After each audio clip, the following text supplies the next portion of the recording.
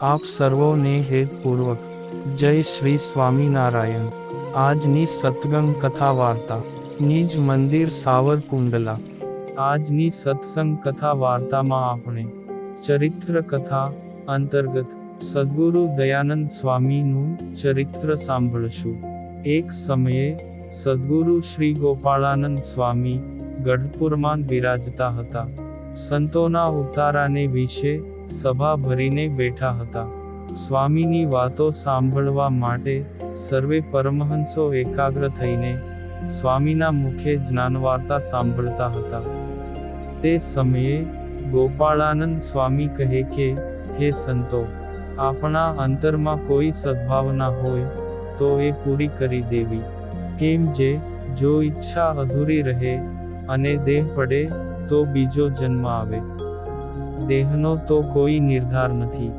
જેમ પાણીનું બુદબુદું તરત ફૂટી જાય, જન્મેલું મચ્છરિયું બીજે દિવસે મરી જાય, એ રીતે ક્યારે ને ક્યાં આ દેહનો અંત આવે એનો કોઈ નિર્ધાર નથી। માટે કાંતો સંકલ્પ વિકલ્પને છોડી દેવા અને કાંતો સંકલ્પ પૂરા કરીને પૂર્ણકામ રહેવું। આવી ગોપાળાનંદ સ્વામીની વાત સાંભળીને દયાનંદ સ્વામીના દિલમાં થયું કે મારે એકવાર ભગવાન શ્રી હરિને સુંદર થાળ કરીને જમાડવો છે। સરસ ખીચડી બનાવીને જમાડવી છે। અને પ્રભુ તો આ ચાતુર્માસમાં સંતના હાથનું ન જમવું, એવું નિયમ લઈને બેઠા છે। હું ક્યારે આ મારી ભાવના પૂરી કરીશ? અને ભાવના પૂરી નહીં થાય અને મારો દેહ પડી જશે તો મારી શું ગતિ થશે? આ રીતે મનોમન દયાનંદ સ્વામીના દિલમાં પ્રભુ પ્રેમના વિચારો વારે વારે ઘોળાવા લાગ્યા। જ્યારે વિચારો પ્રબળ બને ત્યારે પરમાત્મા સામે ચાલીને આપણી સેવા સ્વીકારવા આવે છે। એકવાર રોંઢો ઢળતા સમયે ગઢપુરમાં બિરાજતા ભગવાન શ્રી હરિ કહે, બ્રહ્મચારી, આજે અમારે માટે એવી ખીચડી રાંધો કે તે અમને સદા યાદ રહે। ત્યારે બ્રહ્મચારી કહે કે, સારું મહારાજ।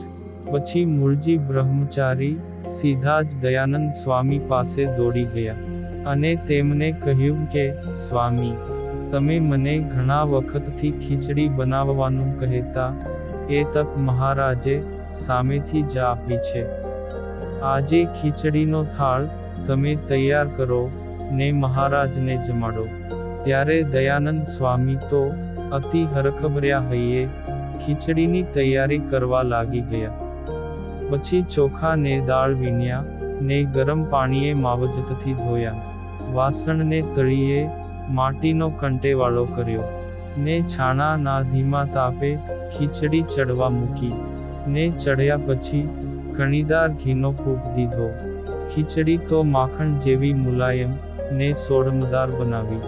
એ વખતે નિર્મળ મનના મૂળજી બ્રહ્મચારીએ શ્રી હરિને વાત કરી કે, મહારાજ, આજે તો દયાનંદ સ્વામીના હૃદયનો પ્રેમભર્યો ખીચડીનો થાળ આરોગવાનો છે।